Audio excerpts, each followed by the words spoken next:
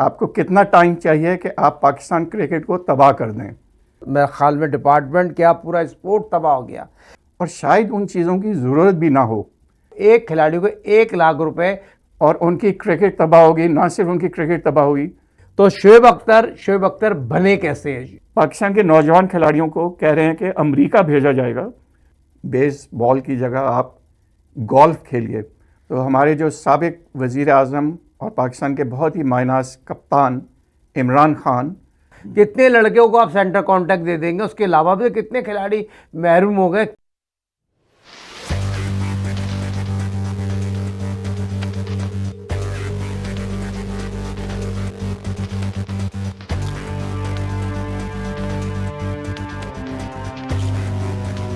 अस्सलामुअलैकुम वरहमतुल्लाहि वबरकातुहू।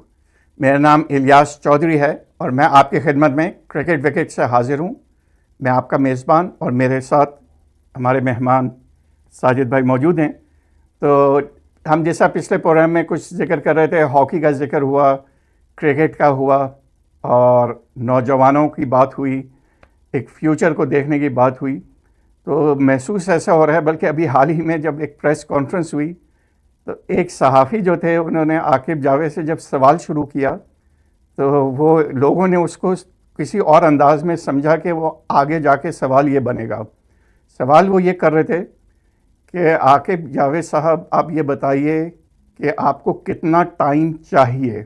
जब वो इस मौके पे आए तो लोगों ने ये सोचा कि शायद वो सवाल ये करना चाह रहे हैं, आपको कितना टाइम चाहिए कि आप पाकिस्तान क्रिकेट को तबाह कर दें। लेकिन आगे उन्होंने यही सवाल किया कि आपको कितना टाइम चाहिए कि आपकी पाकिस्तान क्रिकेट को अच्छा कर दें। इसमें पाकिस्तान के जो वाइट बॉल के कोच हैं, न्यूजीलैंड से आए हैं, वो बहुत सी नई नई चीज़ें पाकिस्तान क्रिकेट को देना चाह रहे हैं और शायद हमारे प्लेयर्स या बाकी लोग उसके लिए हो सकता है ओवरऑल तैयार ना हो और शायद उन चीज़ों की ज़रूरत भी ना हो, लेकिन समहाउ वो बहुत ही स्ट्रेस कर रहे हैं उन चीज़ों पे।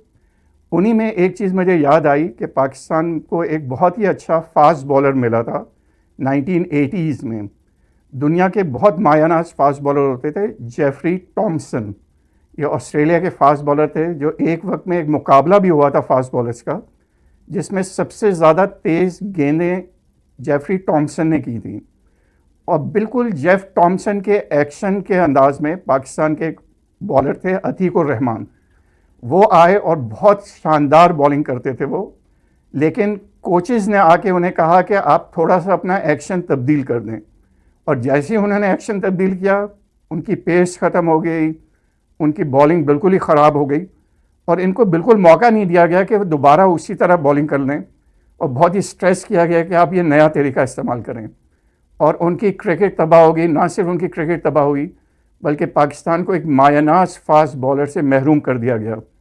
तो आज भी जो हमारे कोच हैं वाइट बॉल के, वो इसी किस्म के कुछ नई चीज़ें लाना चाह रहे हैं, जो हो सकता है किसी और टीम के लिए अच्छी साबित हुई हों, लेकिन क्या ये ज़रूरी है कि वो पाकिस्तान के लिए भी साबित हों सही।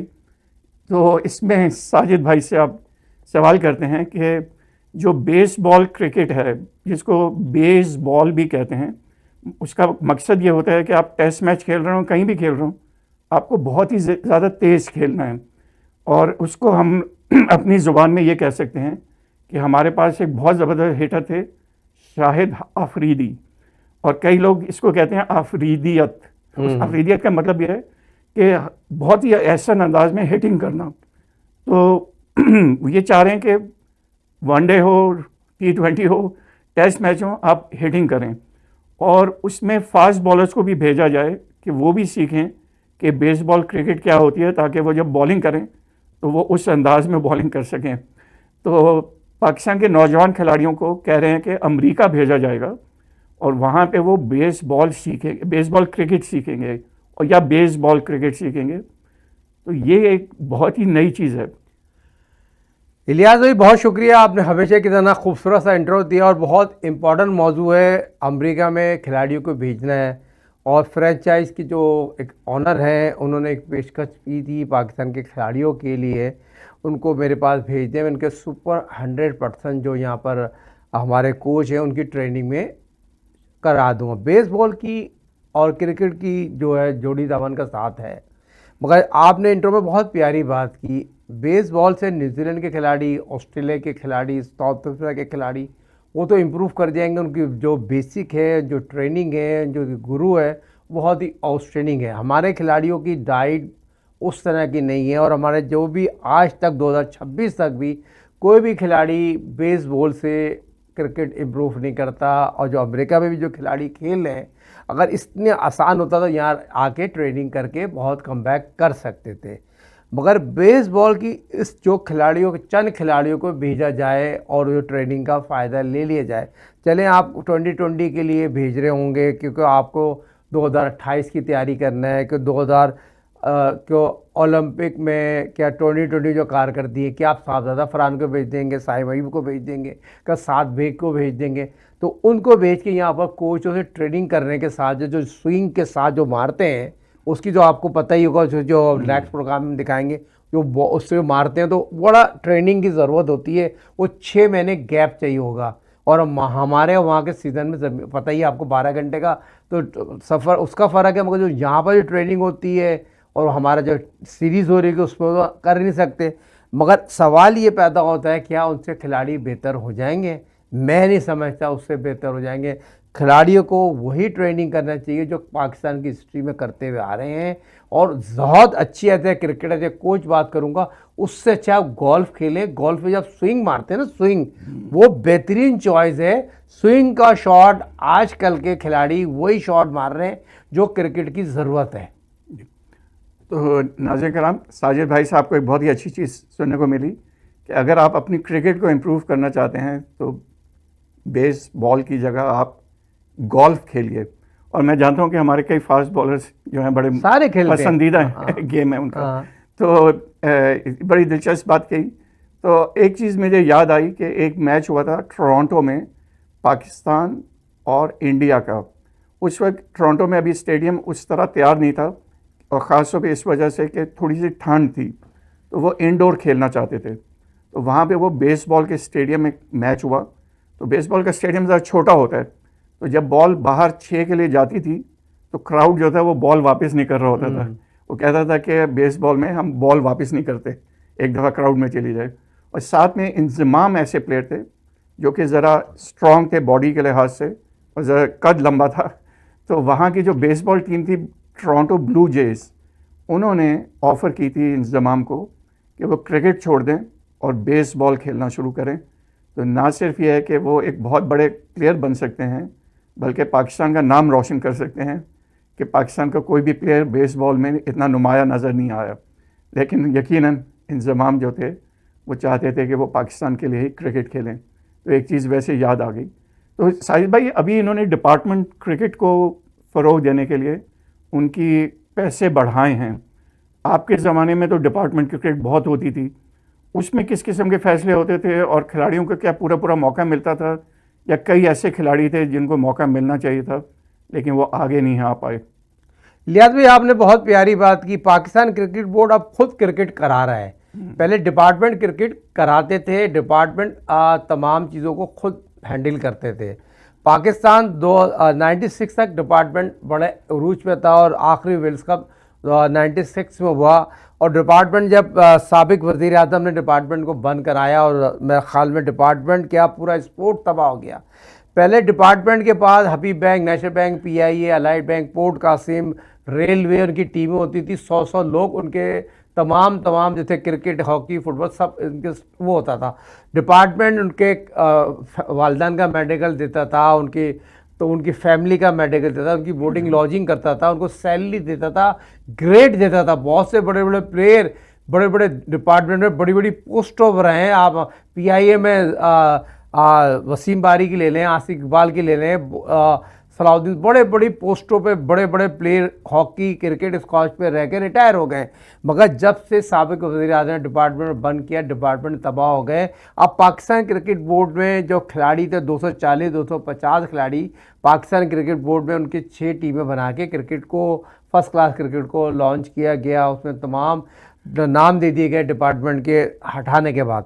तो वो खिलाड़ी पहले खेलते थे। अब जब सैयद मोहसिन नकवी साहब ने आज जो इजलास किया, जो पहले इजलास किया, उसमें जो फर्स्ट क्लास क्रिकेट थी 30,000 रुपये खिलाड़ी को मिलते थे, अब एक खिलाड़ी को 1 लाख रुपए काजन ट्रॉफी खेलने की फीस उनको मिलेगी, और जो रिजर्व होता है उसको 50,000 रुपये मिलेगी, जो 12 मैन 30 मैन होगा। वो पैसे तो बढ़ा दिए हैं, क्या वो क्वालिटी क्रिकेट आपकी बेहतर होगी? वो क्रिकेट तो बोर्ड ही चला रहा है ना, आप बोर्ड ही कोच रखेगा, बोर्ड ही टीम सेलेक्ट करेगा, टीम सेलेक्ट। पहले ये होता था डिपार्टमेंट प्लेयर ढूंढ के लेके आते थे, प्लेयर पे पैसा खर्च करते थे, प्लेयर बनाते थे, मगर डिपार्टमेंट का नाम होता था, पीआईए का नाम होता था। ग्रेट प्लेयर जितने भी प्लेयर हैं आप देखें ना, पहले तो हम शोएब अख्तर से मातरत कर लें, शोएब अख्तर के भाई का इंतकाल हुआ है। शोएब अख्तर वो खिलाड़ी हैं जो अभी डिपार्टमेंट जिक्र आया। मैं इलियास भाई, शोएब अख्तर पहले रूममेट थे लाहौर में, पीआईए ने शोएब अख्तर को लिया 1500 रुपये में, एक बैट पे हम दोनों सोए, एक लाहौर में। तो शोएब अख्तर बने कैसे हैं ये भी नाज़रीन को बताना है। जो आज उनके भाई का इंतकाल हुआ, शोएब अख्तर को बनाने में उनका बड़ा अहम रोल था। शोएब अख्तर वर्ल्ड फास्टेस्ट बने 99 में जाके, इंडिया के टूर पे जाके। उससे पहले वो डिपार्टमेंट पीआईए से खेले, बड़ा नाम पैदा किया। 96 में शोएब अख्तर पीआईए में सिंगापुर गए, ज़हीराबाद हमारे उसके कैप्टन थे। उसके बाद पीआईए से खेले, फिर रेलवे से एडीबी से खेले, वो फिर पाकिस्तान टीम में आए तो फिर पीछे मुड़ के नहीं देखा। वर्ल्ड फास्टेस्ट बने, 45 टेस्ट मैच खेले, बहुत ही आउटस्टैंडिंग कारकर्दगी उन्होंने दिखाई।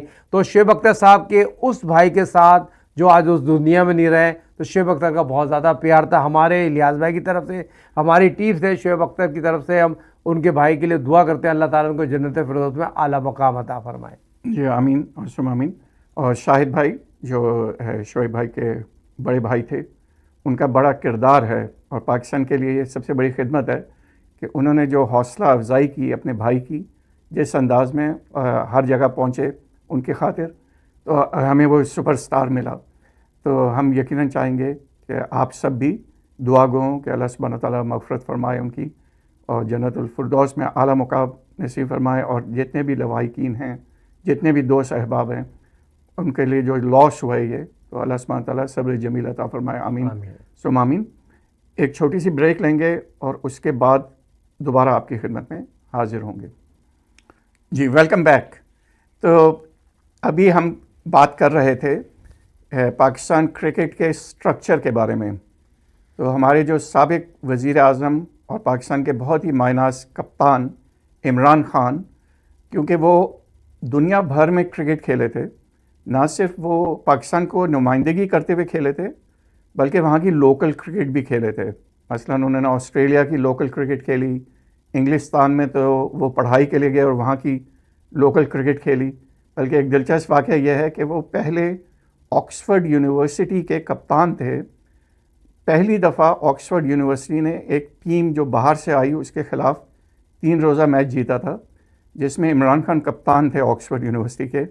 और ये पहली दफ़ा उन्होंने एक फ़ॉरेन टीम को हराया था, जिसमें इमरान ने 151 रन बनाए थे और पूरे मैच में 8 विकेटें हासिल की थी। और उनके नज़दीक ये मैच उनके कैरियर का टर्निंग पॉइंट था, जहाँ पे उनका कैरियर बिल्कुल चेंज हो गया, उसकी मोड़ जो थी बिल्कुल पॉजिटिव डायरेक्शन में चली गई। और ये मैच था भारत के ख़िलाफ़ 1974 में, जब ऑक्सफोर्ड ने भारत को वहाँ पे हरा दिया था।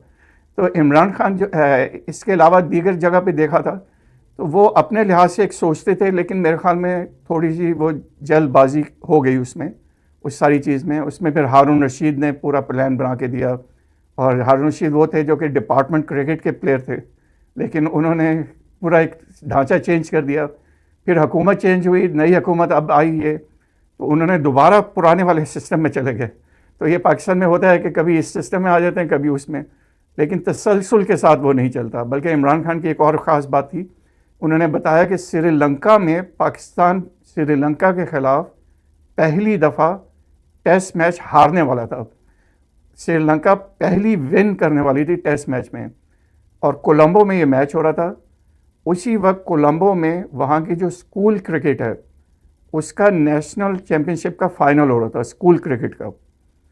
पाकिस्तान का और श्रीलंका का मैच देखने के लिए 5,000 लोग ग्राउंड पे थे, जो कि अपनी पहली फतह देखने आए थे। लेकिन उसी शहर में जो स्कूल का मैच हो रहा था उसमें तकरीबन 25 या 30 हज़ार लोग देख रहे थे वो वाला मैच। तो उससे आपको अंदाज़ा हो सकता है कि वहाँ के लोग अपनी लोकल क्रिकेट को कितनी अहमियत दे रहे थे, और आज श्रीलंका जो है आगे चल के वर्ल्ड चैम्पियन भी बना और आज दुनिया की टॉप टीमों में से होता है।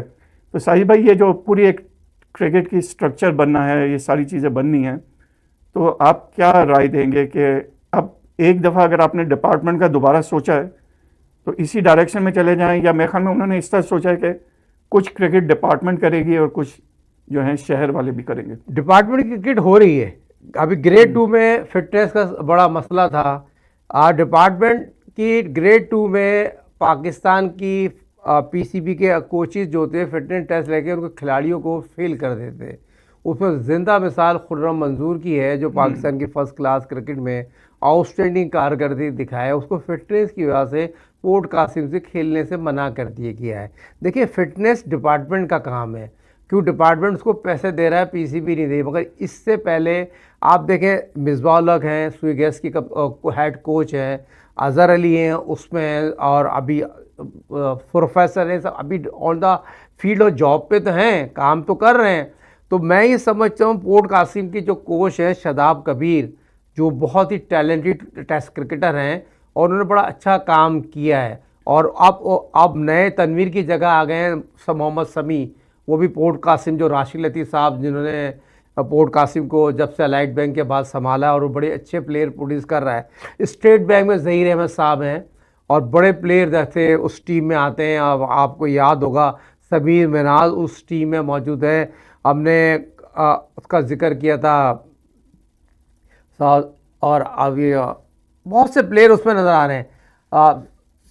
साद बेग बहुत टैलेंटेड, उन्होंने डिपार्टमेंट से बड़े अच्छे रन बनाए। वो कारकर्दगी अब छुप गई। वो जो आप बात करना चाह रहे हैं, जो 90 के दौर के बड़े डिपार्टमेंट थे, वो डिपार्टमेंट अब ख़त्म हो गए, वो दोबारा आ नहीं सकती, क्योंकि वो मज़ा ही नहीं है, वो क्रिकेट का वो चाम नहीं है। मगर अब पीसीबी ने जिस तरह के काम कर रही है, जैसे मतलब वो 4 डे क्रिकेट है, 1 डे क्रिकेट है, 2020 है, तो वो उसमें डिपार्टमेंट तो नहीं खेलती। डिपार्टमेंट में लिस्ट ए में खेलेगी।